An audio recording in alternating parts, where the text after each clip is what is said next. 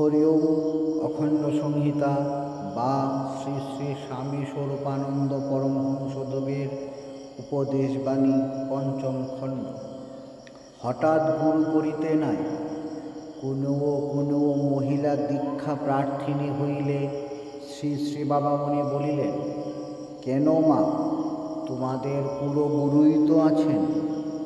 একটি মহিলা বলিলেন, কুলগুরুরা সাধন ভজন কিছু করেন না, এজন্য এবং অন্যান্য কারণে তাঁদের উপরে শ্রদ্ধা হয় না।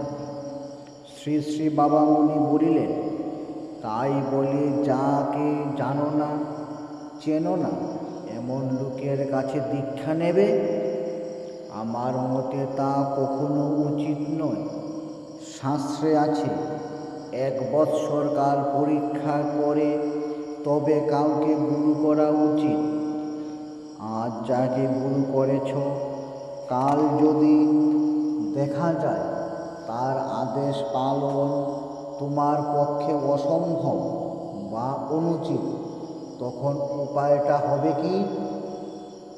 গুরু করার মানে তার আদেশ পালনের জন্য প্রাণদানে প্রস্তুত হওয়া। ব্রহ্মাণ্ড ধ্বংস হয়ে গেলেও গুরুর বাক্য লঙ্ঘন করা চলবে না। এই জন্যই হঠাৎ গুরু করতে নেই। দীক্ষা নিতে হয় মা, ভাবনা কি? অনেক সুযোগ পাবে।